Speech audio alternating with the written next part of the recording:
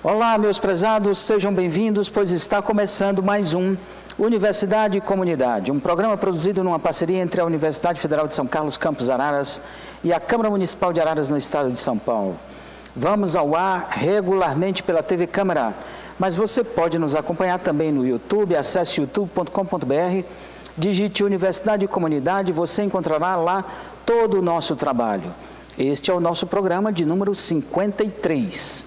Este programa pode ainda ser comentado no facebook.com.br, digite Universidade e Comunidade, acesse e dê sua opinião sobre o nosso trabalho. Este é um projeto de extensão da Universidade da Câmara, como dito, que tem o propósito de aproximar a Universidade da comunidade. E aqui em Araras, nós vamos ao ar pelo NET TV Canal 4, toda sexta-feira às 19h30, com reprise aos domingos e terça também às 19h30 e quarta-feira às 20 horas. E assim começamos. Renata, tudo bem? Como vai? Bem, você, professor? Tudo jóia? Tudo jóia. Muito bem, e hoje recebemos mais uma vez aqui no nosso programa o professor Fernando César Sala. Sala, tudo bem? Como vai? Tudo bem, Josvaldo. Tudo bom, graças a Deus. Tudo Como vão as coisas? Muito obrigado por ter aceitado o nosso convite. Eu que agradeço. E vamos para os nossos destaques da semana. Renata, por favor. O pessoal em casa ficar contente, ou para se divertir, na verdade é para... o meu destaque é meio pitoresco. Né? Saiu esses dias na internet uma notícia dizendo que uma estrela que está a cerca de 1.500 anos-luz da Terra, ou seja, está muito longe do nosso planeta, ela está brilhando de uma forma diferente. Isso chamou a atenção de alguns pesquisadores, né? De uma universidade na Califórnia. Eles resolveram acompanhar essa estrela e eles têm algumas hipóteses do porquê que essa estrela está brilhando de uma forma diferente, né? Uma das hipóteses é que essa estrela deve estar rodeada com fragmentos, com pedaços de cometas que passaram próximo dela, né? A outra hipótese é que pode haver vida, né? Vida, o indício de vida extraterrestre onde está essa estrela. E aí os pesquisadores já disseram que é para o pessoal ficar cético, ou seja, para não achar que virão alienígenas para o nosso planeta, que nós não seremos atacados. Dominar a Terra. Dominar a Terra, né? Na verdade, essa hipótese ela é pouco provável. Alguém aqui acredita que nós tenhamos vida em outro planeta?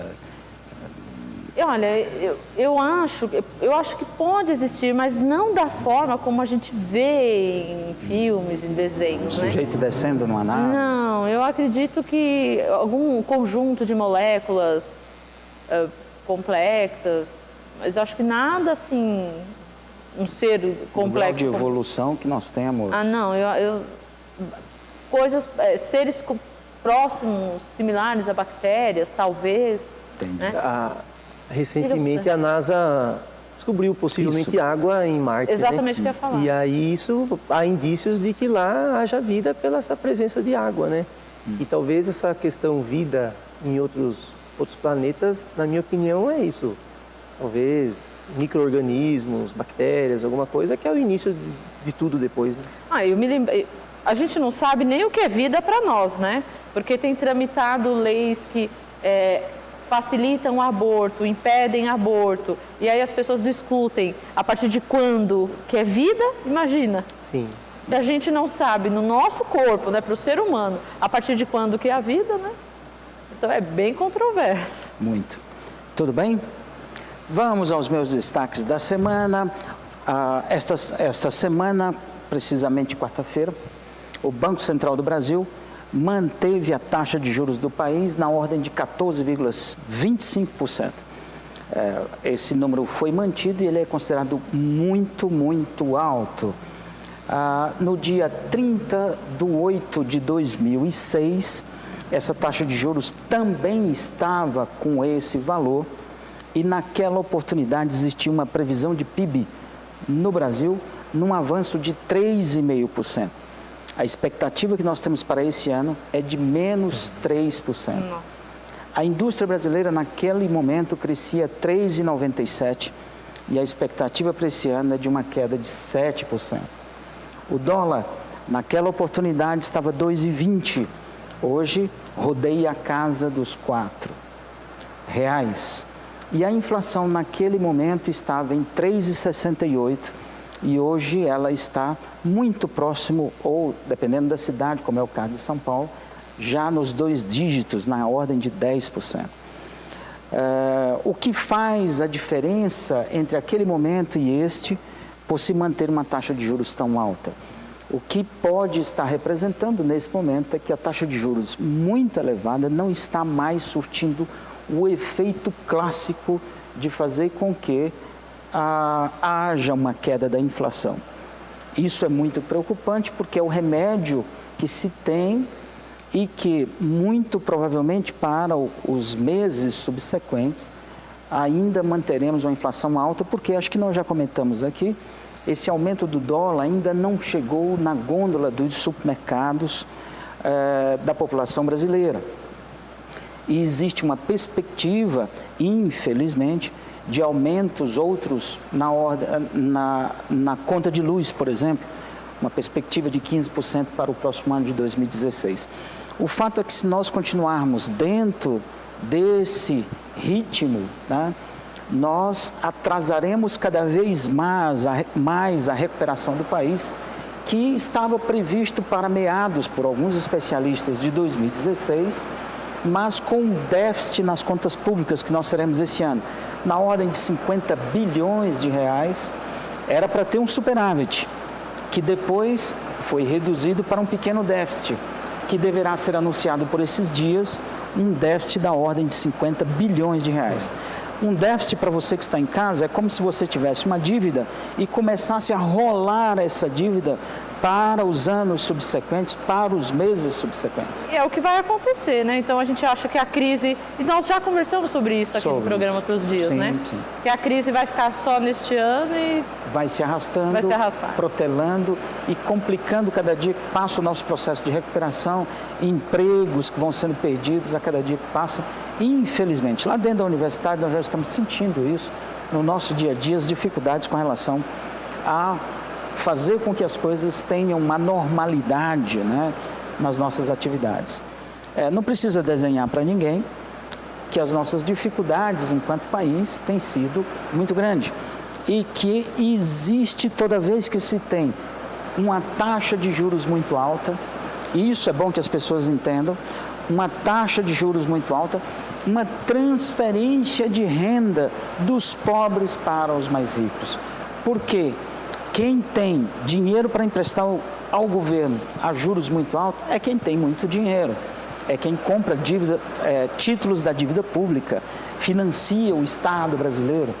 E aí há uma transferência, porque só para esse ano de 2015, com essa taxa de juros, o Brasil deverá pagar 277,3 bilhões de reais em juros da dívida. É 15 anos de Bolsa Família. Nossa. 15 anos de Bolsa Família, segundo estudos realizados pelo site Contas Abertas. Eu acho que assim, o noticiário, né, a gente vê na TV todos os dias. O noticiário da crise econômica é grave, a gente vê isso passando para o ano seguinte e adicionalmente a isso a gente tem a crise política, né? Onde os nossos gerentes aí não conseguem administrar o país em função dessas problemáticas que estão acontecendo. E a gente, infelizmente, observa que a preocupação com a economia vai ficando para segundo plano, porque há outros problemas a tentarem, interesses a se resolverem. Exatamente. Infelizmente. Nós comentamos aqui, em programas anteriores, exatamente o que você comentou. Enquanto a crise política ela não for resolvida, nós vamos continuar patinando nos critérios econômicos. Pois não? Pode falar. Não, é isso mesmo, eu estou de acordo. Nós temos uma expectativa para esse ano de que fiquemos com 66% do PIB, né, como dívida, né, e com a perspectiva para o ano seguinte de chegar a 69%, e em 2017, quer dizer, se não forem resolvidas as coisas, até 71% do PIB como dívida. Isso começa a ficar em valores, é muito fácil para você que está em casa perceber. Se você está devendo 60% do seu salário, 70% do seu salário e vai tomar mais dinheiro emprestado, é o que está acontecendo com o governo, o que vai acontecer? Quem vai lhe emprestar dinheiro, se é que vai emprestar, vai cobrar juros cada vez mais altos. E isso é uma bola de neve que poderia acontecer com você, estar acontecendo com o governo. Então, há necessidade cabal de saneamento das contas públicas. E no fundo está acontecendo com você, porque Sim. o governo nos representa, né? Não só com você que está em casa, mas com todos nós, né? É o seu dinheiro, é o nosso dinheiro. Exatamente. Tudo bem? Podemos seguir? Vamos lá. Mas vamos falar de assuntos mais Doces. mais doces. Vamos para a nossa entrevista da semana. Hoje nós temos o prazer de receber pela segunda vez no nosso programa, esse programa de número 53, o professor Fernando César Sala, ele que é engenheiro agrônomo formado na Exalc USP de Piracicaba em 2001, fez doutorado em fitotecnia na mesma universidade em 2006 e atualmente é professor do DBPVA. Fernando, você é de onde? Eu sou natural de Itápolis, interior de São Paulo. Interior de São Paulo, uns 100 quilômetros daqui? 200 quilômetros. 200 quilômetros, errei por 100. Isso aí. Ele é professor do DBPVA, aqui no campus Araras, trabalha com horticultura, onde desenvolve inúmeros trabalhos na área de melhoramento de hortaliças e tecnologia de cultivo de plantas hortícolas. Ele é famoso por trabalhar com alface, mas hoje ele vem falar sobre pimentas. Esse assunto tão interessante. Mais uma vez, obrigado pela tua presença. Fale para nós, dê um panorama sobre o que representa as pimentas no Brasil. Ok. O assunto pimenta é sempre um assunto muito atrativo de falar. Eu até brinco em aulas, comento com os colegas que o assunto chega da água na boca da gente. Pimenta é um assunto muito importante para o Brasil. Assim, o consumo de pimenta no país é um consumo bastante considerável e do qual é plantado e cultivado em várias regiões. O brasileiro utiliza a pimenta especificamente para a confecção de pratos para conferir sabor aos alimentos. Sabor, picância, essa característica que a pimenta praticamente que é o que a gente usa para o dia a dia. Entendi. Que estados do Brasil mais consome, mais planta pimenta? Como é que está distribuído isso? A pimenta, praticamente, ela é plantada em todo o território brasileiro. Todos os brasileiros gostam? Todo o território brasileiro se planta pimenta.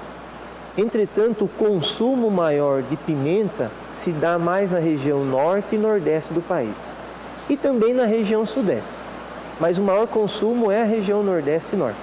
Esse cultivo é familiar ou é em larga escala, monocultura? Predominantemente no Brasil, o cultivo de pimenta se dá em pequenas áreas de plantio e especificamente para a agricultura familiar.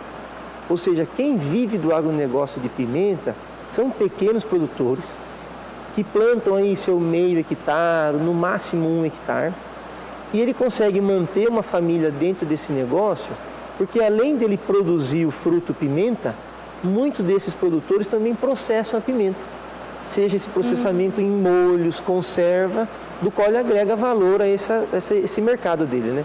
Alguns, claro, vendem o fruto in natura para uma empresa processar, mas a maioria dos produtores também tem uma fábrica no fundo de quintal, digamos assim, onde ele processa e agrega valor, cria sua marca e faz isso. O Brasil tem muito essa particularidade.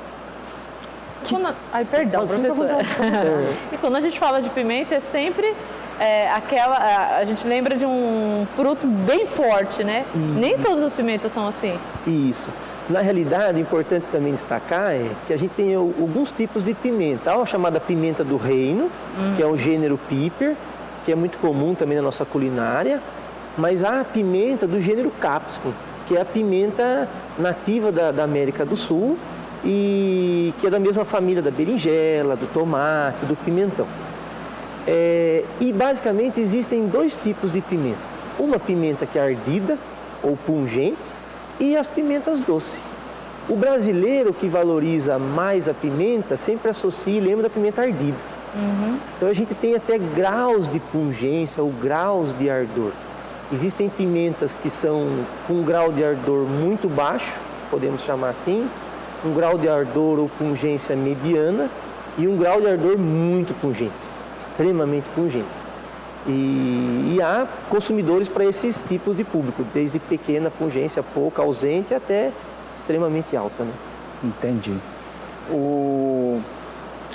Que tipo de pratos mais se utiliza pimentas no Brasil? Na culinária onde nós encontramos? Olha, a grande maioria dos pratos utilizados na região norte e nordeste usam a pimenta na sua confecção. Não há, assim, um prato genuinamente brasileiro, específico, que utiliza a pimenta na sua confecção. O que nós temos é que a maioria dos pratos utilizados na região norte e nordeste, eles utilizam diferentes tipos de pimentas produzidos nessa região, tal como pimenta de bode, pimenta de cheiro, pimenta malagueta e tantos outros tipos de pimenta que o pessoal usa no terminar o prato, no colocar, ou o próprio consumidor, ao consumir a pimenta, ele tem sempre na mesa ao consumir o alimento, ele tem sempre na mesa uma pimenta para colocar no prato, no alimento, para dar o sabor em si, né? Entendi. Pois não? Não. Existem graus de ardor, não sei se a expressão é essa, né? E no Brasil nós temos muitas diferenças em relação a isso. Como é que está essa situação? Temos. Há duas pimentas mais conhecidas como mais ardidas do mundo, que é a pimenta Scorpions, pelo próprio nome dela. É isso que eu falo. E extremamente ardida. Eu vou dizer assim, é quase que impossível uma pessoa consumir esse fruto de pimenta. Mas a pimenta Scorpions e a Butijoloc são pimentas assim com um grau de ardor extremo. A gente classifica ela por um grau de Scoville, que é um grau de pungência, que vai de 0 ausente até mais de 10 mil, 30 mil graus. Então, essas pimentas é o máximo.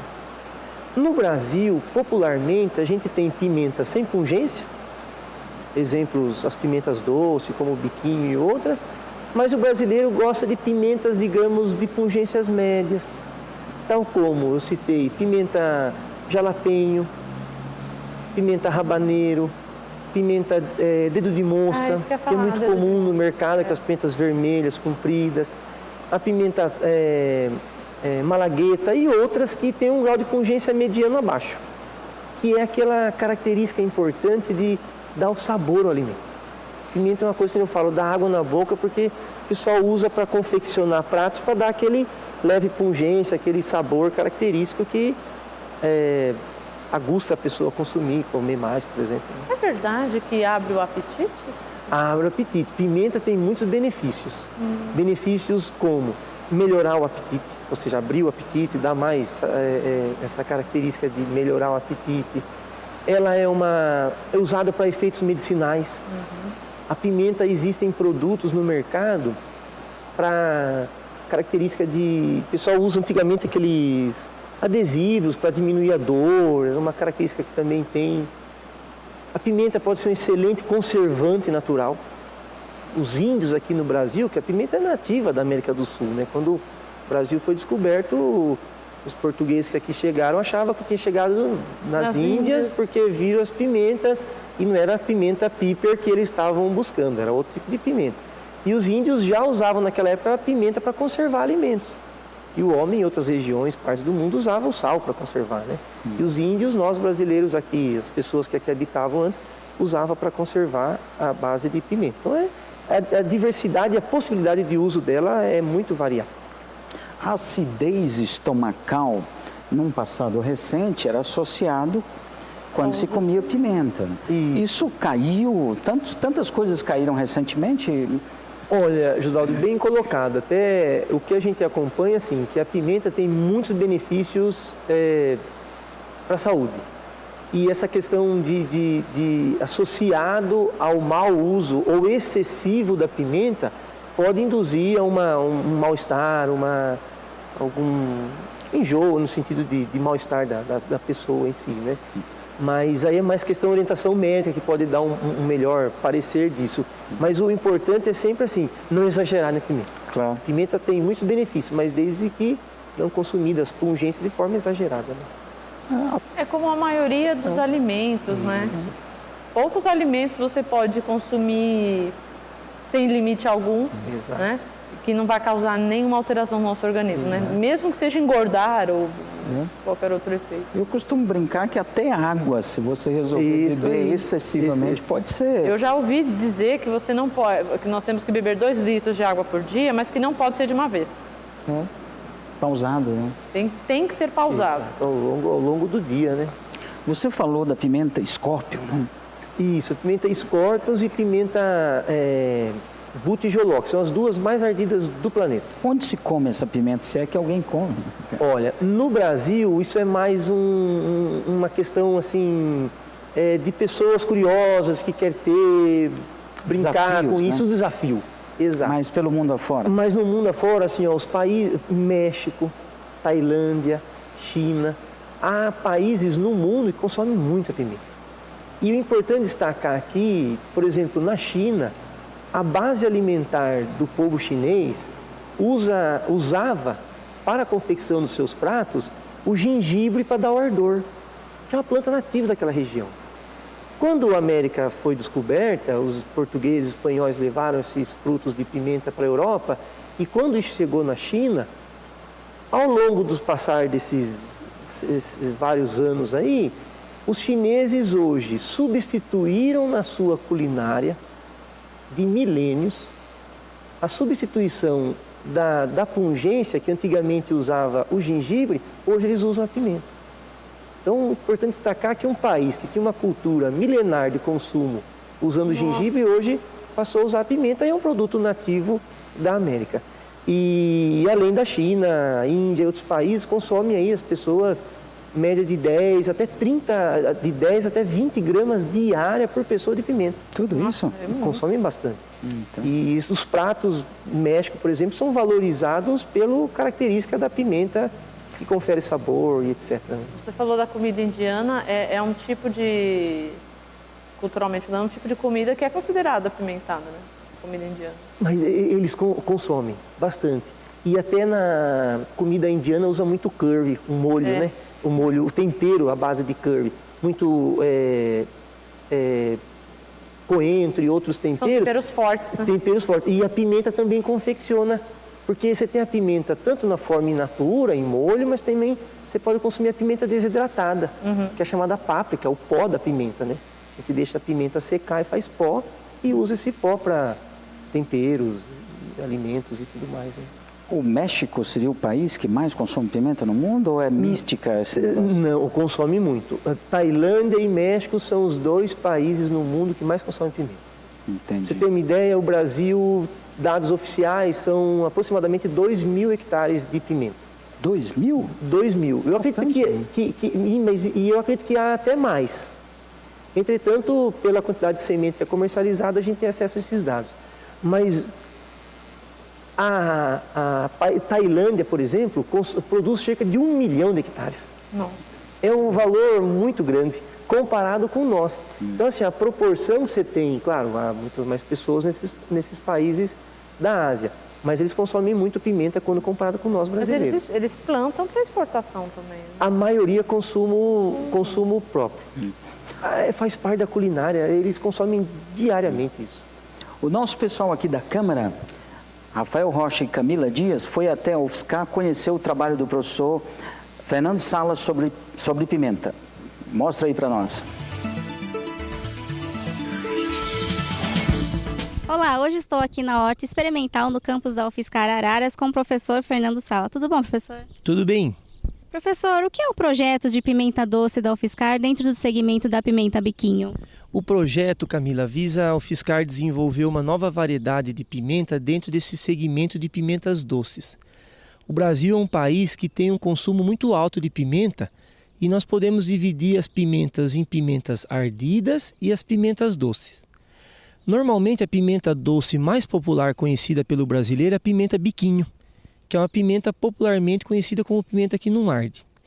A UFSCar visa desenvolver uma nova variedade dentro desse segmento, mas que apresente características superiores agronomicamente à pimenta biquinho já existente, quanto a sabor, quanto a espessura de polpa, características de atratividade melhor para esse segmento. E como foi o início desse projeto? O início começou há 6 anos atrás, onde a UFSCar recebeu uma doação de um banco de germoplasmas de pimenta aqui para a instituição.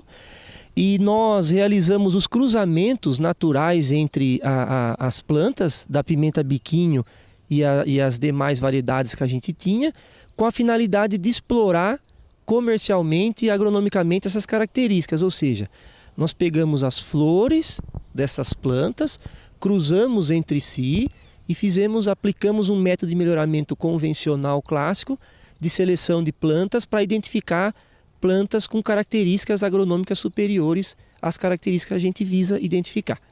E quais são essas características que a gente pode observar na diferença da biquinho e que está sendo estudada?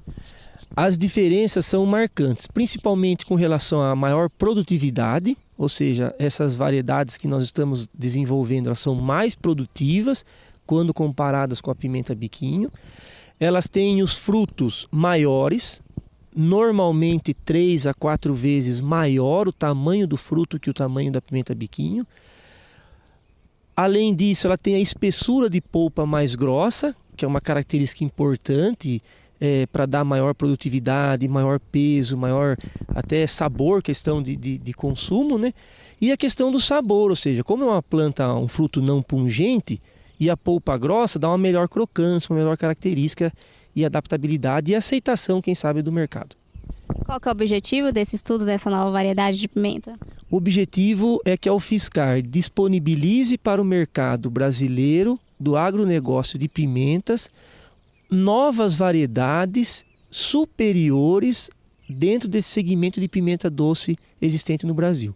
Ou seja, nós queremos disponibilizar para o produtor brasileiro variedades que sejam superiores, com características agronômicas, superior à pimenta biquinho já existente. E essa pimenta é doce mesmo, professor?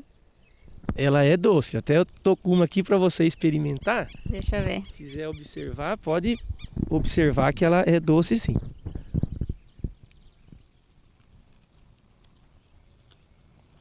É doce? É doce e tem o gosto que lembra o de pimentão, né? Isso, esse material, assim, por não ter a pungência, assim como o pimentão é uma hortaliça de fruto não pungente dentro do gênero cápsico, né? A pimenta também pertence a esse gênero, ela tem muita similaridade e lembrança ao pimentão, por ser doce. Obrigado, professor. Voltamos para o estúdio.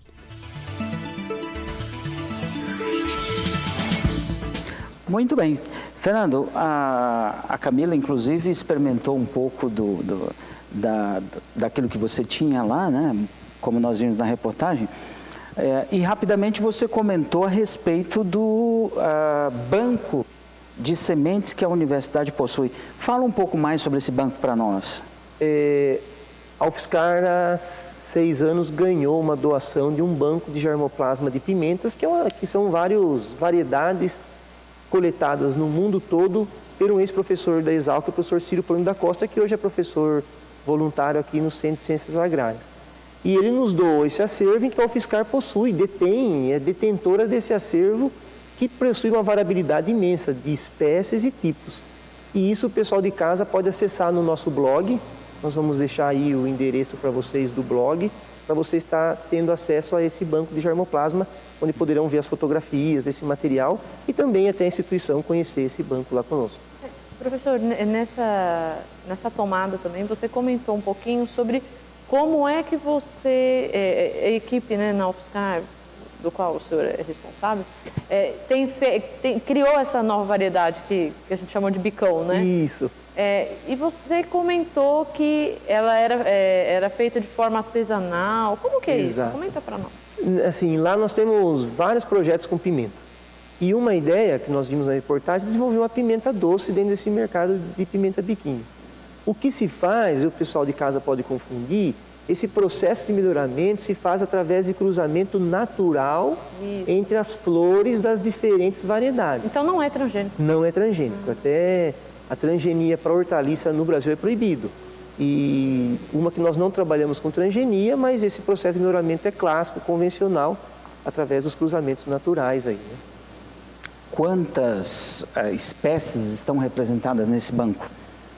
No mundo há 30 espécies, mas apenas 4 são domesticadas e utilizadas para consumo e melhoramento. Nós temos 4 espécies: Capsicum annum, Capsicum bacato, Capsicum chinense, Capsicum frutescens, 5 espécies, Capsicum pubescens. Nós temos, portanto, 5 espécies e mais de 400 variedades representativas dentro dessas 5 espécies. Para as pessoas que estão em casa, 400, esse banco, que representação ele tem no país, assim? Hoje a Embrapa CNPH Hortaliças, que eu tenho conhecimento, é a empresa brasileira que mais acessos tem. Mais de 2, 3 mil acessos aproximadamente, ou variedades, introduções. Nós temos 400 materiais. Eu acredito que o banco da UFSCar deva ser o segundo ou talvez o terceiro em importância de quantidade no Brasil. Legal. É um banco muito importante para uso e exploração de melhoramento em si, né? Isso quer dizer que nós vamos ter muitas novidades aí para frente a respeito de pimenta pela UFSCar. E daqui a alguns anos o pessoal vai poder já consumir a pimenta bicão? Vai poder consumir. A ideia é nós, nos próximos anos, dentro de 2, 3 anos no máximo a gente disponibilizar a pimenta bicão para o público consumidor. Porque eu sempre comento e brinco, estava falando que pimenta é uma relação de amor e ódio. Tem pessoas que gostam e pessoas que odeiam. A característica marcante de uma pimenta é a pungência, é o ardor. Mas tem consumidor que não gosta disso. Para isso que as pimentas doces são desenvolvidas, para esse público que gosta de uma pimenta mais suave, sem ardor, uso de uma forma de picles, uso de uma conserva de uma forma geral. Então o projeto Bicão visa disponibilizar isso para o mercado. Legal. Nessa relação de amor e ódio, chegamos ao final do nosso programa. Fernando, muito obrigado pela tua presença. Eu que agradeço a todos. Obrigada. Agradeço. Obrigado. Foi um prazer muito grande. Renata, legal estar aqui contigo de novo. Obrigada. Para mim é sempre um prazer estar aqui no programa. Ponto final em mais um Universidade e Comunidade. Esperamos revê-los no próximo programa. Tchau.